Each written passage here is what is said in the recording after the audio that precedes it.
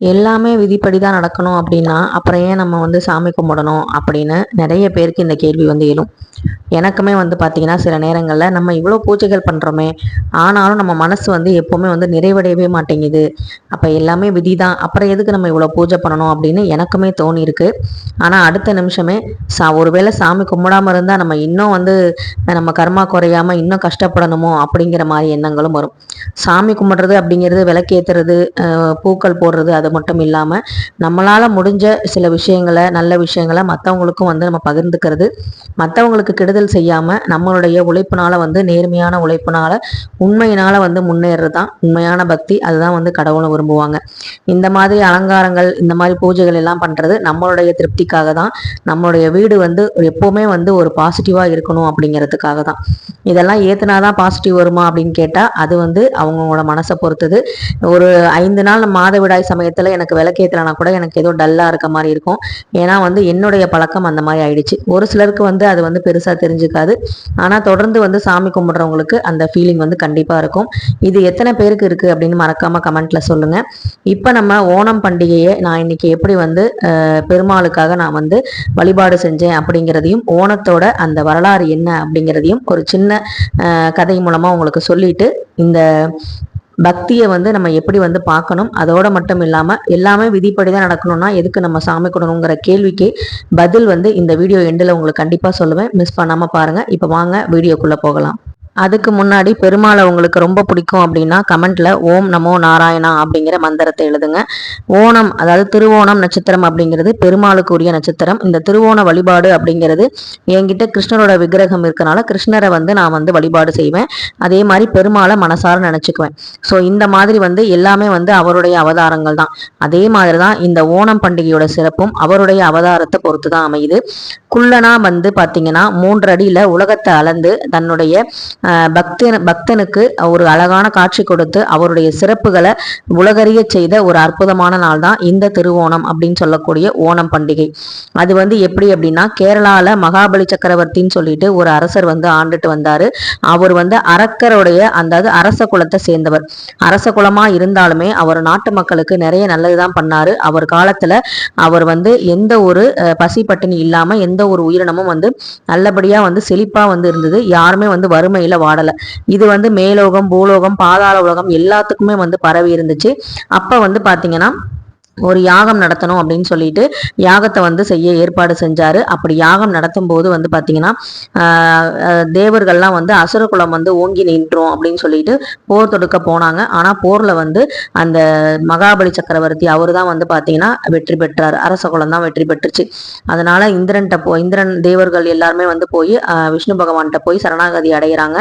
அப்ப வந்து பாத்தீங்கன்னா அந்த யாகம் முடிஞ்சதுக்கு அப்புறம் எல்லாத்துக்கும் வந்து அன்னதானம் வந்து கொடுக்கணும், தான தர்மங்கள் செய்யணும் அப்படின்னு சொல்லிட்டு அந்த மன்னர் வந்து நினைச்சிட்டு இருந்தாரு.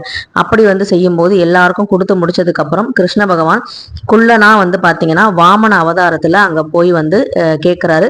இப்பதான் எல்லாத்துக்கும் எல்லாமே கொடுத்து முடிச்சேன், இப்ப வந்து நிக்கிறீங்களே அப்படின்னு சொல்லும் போது, என்னுடைய உயரத்துக்கு ஏத்த மாதிரி நீங்க வந்து கொடுத்தா போதும், நான் என்ன ஒரு 3 அடி தானே இருக்கேன், அந்த அடி என்னோட 3 அடி வந்து நான் வைக்கிறேன், அந்த அளவுக்கு நிலவு வந்து எனக்கு கொடுத்தா போதும் அப்படின்னு சொல்றாரு. அதே மாதிரி 3 அடியில ஒரு அடியை வந்து மண்ணுக்கும் ஒரு அடியை வந்து விண்ணுக்கும் வைக்கிறாரு. 3வது எங்க வைக்கணும்னு கேட்கும்போது அப்ப வந்து அந்த அரசனுடைய குரு வந்து சொல்றாரு, வந்தவர் வந்து சாதாரண ஆள் கிடையாது, விஷ்ணு பகவான் தான். அதனால வந்து தானம் செய்யும் போது பார்த்து செய்யணும் ஏற்கனவே எச்சரிக்கிறாரு. கடவுளே வந்து நம்ம கிட்ட வந்து தானம் கேட்கிறாரு அப்படின்னா நான் எவ்வளவு பெரிய புண்ணியம் பண்ணிருக்கணும்னு சொல்லி தான் அந்த சக்கரவர்த்தியும் வந்து பாத்தீங்கன்னா ஒத்துக்கிறாரு. அதே மாதிரி 3வது அடியை வந்து என் தலைமையில வைங்க, விஷ்ணுவோட பாதம் நம்ம தலையில படுறது எவ்வளவு புண்ணியம்னு சொல்லி அந்த அசுரகுல சக்கரவர்த்தி வந்து பாத்தீங்கன்னா நினைச்சாரு. அதே மாதிரி விஷ்ணு பகவான் வந்து தலையில வைக்கும் போது அவர் பாதாள உலகம் சென்றுறாரு. அப்ப வந்து அவருடைய பக்தியை வந்து மெச்சி, என்னதான் வந்து பாத்தீங்கன்னா அவர் குளத்துல வந்து பிறந்தது அசுர குலமா இருந்தாலும் அவர் நாட்டு மக்களுக்கு செஞ்ச நன்மைகள் வந்து பாத்தீங்கன்னா ரொம்ப ரொம்ப பெரிதானது. அதனால வந்து உனக்கு என்ன வரம் வேணும்னு கேட்கும்போது, நான் வருஷத்துக்கு ஒரு முறை வந்து என் நாட்டு மக்களை பார்க்கணும், அவங்க சந்தோஷமா வாழ்றத பார்க்கணும், அதுக்கு வந்து நீங்க வந்து வழி செய்யணும் அப்படின்னு சொல்லும்போது, அந்த ஒவ்வொரு வருஷமும் வரக்கூடிய இந்த ஓணம் திருவோண நட்சத்திரத்துல நான் வந்து ஆவணி மாதத்துல வந்து பார்ப்பேன் அப்படின்னு சொல்லும்போது அதுக்கு வந்து விஷ்ணு பகவானும் வந்து வரம் கொடுக்கிறாரு. அப்படியே வந்து பாத்தீங்கன்னா அந்த நாள் தான் வந்து கேரள மக்களுக்கு அது வந்து அறுவடை திருநாளாகவும் இருக்கு. அந்த ஒரு பண்டிகை இப்போ எப்படி நம்ம தமிழர்கள்லாம் வந்து பொங்கல் வந்து கொண்டாடுறோமோ அறுவடை திருநாளா, அதே மாதிரி அவங்க வந்து கேரளால வந்து இந்த மாதிரி ஒரு பண்டிகையை கொண்டாடுவாங்க. அதனாலதான் அறுசுவை விருந்து வச்சு நல்லா வந்து பாத்தீங்கன்னா இன்னைக்கு சமைச்சு நல்லா சூப்பரா வந்து விருந்து சாப்பாடு சாப்பிடுவாங்க. ஸோ நம்மளால முடிஞ்சது வந்து என்னன்னு பாத்தீங்கன்னா, நம்ம வந்து கேரளா கிடையாது, நம்ம மலையாளியும் கிடையாது. இருந்தாலும் நம்ம வந்து கிருஷ்ணர் வந்து பாத்தீங்கன்னா பெருமாள் வந்து எல்லாத்துக்குமே வந்து பொதுவானவர். விஷ்ணு பகவான் எல்லாத்துக்கும் பொதுவானவர். அவர் வந்து பரமாத்மா இல்லையா? ஸோ அவருக்கு பிடிச்ச விஷயத்த நம்ம வந்து இன்னைக்கு பண்ணுவோம்னு சொல்லிட்டு தான் நான் வந்து ஸ்டார்ட் பண்ணேன். இதுக்கு முன்னாடி நான் வந்து செஞ்சதில்லை, ஒரு 2-3 வருஷமா வந்து செஞ்சுக்கிட்டு இருக்கேன். அதுக்கப்புறம் தான் எனக்கு திருவோண நட்சத்திரத்தை மாசம் மாசம் நம்ம வழிபாடு செஞ்சா என்ன அப்படின்னு சொல்லிட்டு தான் கிருஷ்ணர், குட்டி கிருஷ்ணர் இருக்கார் இல்லையா, அவருக்காக வந்து பாத்தீங்கன்னா அபிஷேகம் ஆராதனைகள்லாம் வந்து நான் பண்ணிட்டு இருந்தேன். ஸோ இன்னைக்கு வந்து பாத்தீங்கன்னா இந்த புது உருளி வாங்கினது ரொம்பவே எனக்கு வசதியா போச்சு. அபிஷேகமும் இதுலயே பண்ணிக்கிறேன், அலங்காரமும் இதுலயே பண்ணிக்கிறேன். இன்னைக்கு தான் இதுல முதல்ல விளக்கேத்தினேன். இந்த அலங்காரம் வந்து எப்படி இருக்கு அப்படின்னு சொல்லுங்க. அழகா வந்து போன தடவை வந்து பாத்தீங்கன்னா வண்ண கோலம் போட்டு அதுல வந்து பூக்களால வந்து அந்த திருவோணம், அதாவது ஓணம் அப்படின்னாலே அந்த கோலம் வந்து பாத்தீங்கன்னா பூக்களால வந்து அலங்காரம் பண்ணியிருப்பாங்க. அதாவது சக்கரவர்த்தி வராரு இல்லையா, அவரை வரவேற்கிறதுக்காக. சக்கரவர்த்தி மட்டும் வரமாட்டாருங்க, கூடவே பெருமாளும் வருவார். பெருமாள் வந்து பாப்பாரு நம்ம வீட்டை அப்படிங்கிறதுனால பூக்களால வந்து அலங்காரம் பண்ணியிருக்கேன். ஸோ அந்த மாதிரி அலங்காரம் பண்ணி தான் போன தடவை வச்சிருந்தேன். இந்த தடவை வந்து உருளி இருக்கனால பூக்களால ஃபர்ஸ்ட் வண்ணக்கோலம் போட்டு அலங்காரம்லாம் பண்ணிட்டு அதுக்கப்புறமா அந்த உருளியை வச்சு அதுல வந்து பாத்தீங்கன்னா 12 விளக்கு இருக்கு. அந்த 12 விளக்குல 6 விளக்கு ஏத்திட்டு 6 விளக்குல வந்து பூக்கள் வச்சுட்டு அழகா வந்து ஒரு 20 ரூபா பாக்கெட் தான் பூ வாங்கியிருந்தேன். கதம்ப வந்து ஏற்கனவே வாங்கினது, வரலட்சுமி நோம்புக்கு வாங்கினது இருந்தது, ஃப்ரிட்ஜில் இருந்தனால கெட்டு போகலை, ஸோ வாடி போகலை. அதனால வந்து பார்த்தீங்கன்னா அதையும் வந்து வச்சிருந்தேன். எனக்கு வந்து தலைக்கு வாங்கின பூ இருக்கு. ஸோ 20 ரூபா வந்து பூ பாக்கெட்டை வச்சு அழகா வந்து ஓணம் பண்டிகையை வந்து கொண்டாடியாச்சு அப்படிங்கிற ஒரு திருப்தி வந்து எனக்கு இருக்கு. இது பார்க்க வேணா உங்களுக்கு வந்து நம்ம அடிக்கடி வந்து பூஜை பண்ற மாதிரி இருக்கலாம். ஆனா வந்து நான் செய்யற செலவு வந்து பாத்தீங்கன்னா என்னுடைய பட்ஜெட்டுக்குள்ள ரொம்ப ரொம்ப கம்மியா தான். எல்லாத்துக்குமே மனசுதான் காரணம். நம்ம செய்யணும்னு முடிவு பண்ணிட்டா நமக்கு ஒரு அருகம்புல் இருந்தா கூட போதும், நம்ம அழகா வந்து விநாயகருக்கு பூஜை பண்ணிட முடியும். ஸோ இதுக்கு வந்து நிறைய வந்து ஆடம்பர செலவுகள்லாம் தேவையில்லை. ஓணம் அப்படிங்கிறனாலே கேரளா சரி தான், நம்ம காலையிலே ஷார்ட்ஸ்ல சொல்லியிருந்தேன். நிறைய பேர் நல்லா இருக்குன்னு சொல்லியிருந்தீங்க, ரொம்பவே நன்றி. இது வந்து பழைய சாரி தான், இதுக்காகலாம் நான் எடுக்கல, அயன் பண்ணி வச்சதுனால நீட்டா இருந்தது. அப்புறம் நல்லபடியா தூப தீப ஆராதனை எல்லாம் காமிச்சிட்டு நிவேதனமா வந்து கேசரி வந்து பண்ணியிருந்தேன். ரொம்ப நாளாச்சு வீட்டுல கேசரி செஞ்சு கேசரி வந்து பண்ணிட்டு கிருஷ்ணருக்கும் பெருமாளுக்கும் தாயாருக்கும் நல்லபடியா வேண்டிக்கிட்டு இன்னைக்கு ஓணம் பண்டிகையில நல்லபடியா திருவோணத்துல பெருமாளுடைய ஆசீர்வாதம் பரிபூர்ணமா கிடைச்சிருச்சு. துளசியும் வந்து சாட்டிட்டேன். துளசி அம்மாவுக்கும் வந்து பாத்தீங்கன்னா விளக்கேத்தி சாமி வந்து கும்பிட்டுருந்தேன். ஸோ நம்ம ஆரம்பத்திலே சொன்ன மாதிரி எல்லாமே விதிப்படிதான் நடக்கணும்னா ஏன் சாமி கும்பிடணும்னு ஒரு கேள்வி உங்களுக்குள்ள இருந்துச்சு அப்படின்னா அதுக்கான பதில் இதுதான். சாக்ஷாத் வந்து பாத்தீங்கன்னா அந்த கிருஷ்ண பரமாத்மாவே வந்து எனக்கு சொன்ன மாதிரி தான் இருந்துச்சு. நேற்று நைட்ல வந்து அந்த ஃபீலிங்ல தான் நான் படுத்திருந்தேன்.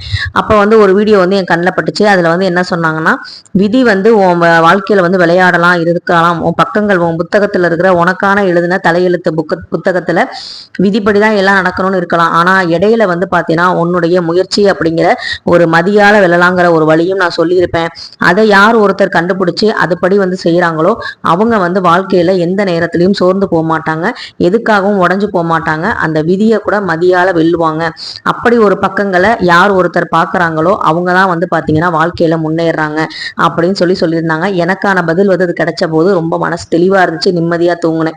ஸோ இந்த மாதிரி உங்களுக்கும் ஒரு கேள்வி இருக்கு அப்படின்னா கண்டிப்பா நான் சொல்றேன், எல்லாமே விதிப்படிதான் நடக்கணும்னு இல்லை, அதை வந்து மதியால நம்மளால வெல்ல முடியும். அந்த பக்கங்கள் நம்மளுடைய தலையெழுத்து புத்தகத்துல இருக்கும், அதை நம்ம தான் தேடணும்.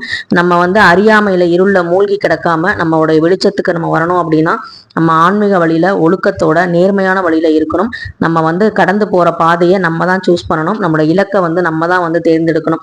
அப்படி நம்ம இலக்கை நோக்கி போயிட்டு இருக்கும் போது நம்ம பண்ண பூஜைகள், நம்ம பண்ண முயற்சிகள், இது எல்லாமே வந்து சேர்ந்து ஒரு நாள் வந்து நம்மள ஒரு நிரந்தரமான ஒரு வெற்றி இடத்தை நோக்கி நம்மளை வந்து கொண்டு போய் உட்கார வைக்கும் அப்படிங்கிற நம்பிக்கையில தான் நான் இவ்வளவு பூஜைகள் பண்றேன். எனக்கு வந்து எல்லாமே ஈஸியாலாம் கிடைச்சிடல, ரொம்ப ரொம்ப கஷ்டப்பட்டு ஒரு சாதாரண கிடைக்கக்கூடிய விஷயங்கள் கூட எனக்கு ரொம்ப கஷ்டப்பட்டு தான் கிடைச்சது. அது என்னைக்குமே நான் மறக்க மாட்டேன். அந்த இடத்துல நம்ம என்ன தவறுகள் பண்ணமோ அதை திரும்ப நம்ம செய்யக்கூடாதுங்கிறத என் மனசுல வச்சுக்குவேன். யாரை நம்பணும், யாரை எங்க வைக்கணும் அப்படிங்கிற விஷயங்கள்லாம் எனக்கு படிப்படியா வந்து புரிய ஆரம்பிச்சது. அதுக்கெல்லாம் முக்கியமான காரணம் ஆன்மீகம் தான். எதை நினைச்சு நம்ம சந்தோஷப்படணும், எதுக்காக நம்ம அழுவணும், எதுக்காக நம்ம வருத்தப்படணும், யாருக்காக வருத்தப்படணும், இது எல்லாத்தையுமே வந்து நான் பகுத்து பிரிச்சு வச்சு இப்பெல்லாம் ரொம்ப அனலைஸ் பண்றதுனாலதான் என்னால வந்து என்னுடைய வேலையை மட்டும் பார்க்கறதுனால நிம்மதியா இருக்க முடியுது. அடுத்தவங்கள்ட்ட அரட்டை அடிக்கிறத விட நம்ம மனசாட்சி கூட நிறைய நேரம் பேசுறதும், மனசு கூட நிறைய நேரம் பேசுறதும், கடவுள்கிட்ட நிறைய நேரம் பேசுறதும் எனக்கு ஒரு சந்தோஷத்தை கொடுக்குது. இந்த திருவோணத்தன்னைக்கு, இந்த ஓணம் அன்னைக்கு உங்ககிட்ட இந்த விஷயத்த பகிர்ந்துக்கிறதுல எனக்கு ரொம்ப ரொம்ப சந்தோஷம். நீங்களும் வந்து எல்லாமே விதிப்படிதான் நடக்குது அப்படின்னு நினைச்சீங்கன்னா சொன்னால் அந்த விதிக்கு இடையிலேயே அந்த புத்தகத்தில், உங்களுடைய தலையெழுத்து புத்தகத்தில் முயற்சிங்கிற ஒரு விஷயம் இருக்கும். அந்த பக்கங்களை தேடுங்க. முயற்சியோடு வந்து எல்லாமே செய்யுங்க. முயற்சி கண்டிப்பாக ஒரு நாள் திருவினையாகும். இன்னைக்கு இல்லைனாலும் என்னைக்காவது ஒரு நாள் நம்ம பண்ண பூஜைக்கும், நம்ம பண்ண முயற்சிகளுக்கும், நம்ம செய்த வேலைக்கும் ஒரு நாள் நிச்சயம் பலன் கிடைக்குங்கிறதுல எந்த சந்தேகமும் இல்லை. நன்றி, வணக்கம்.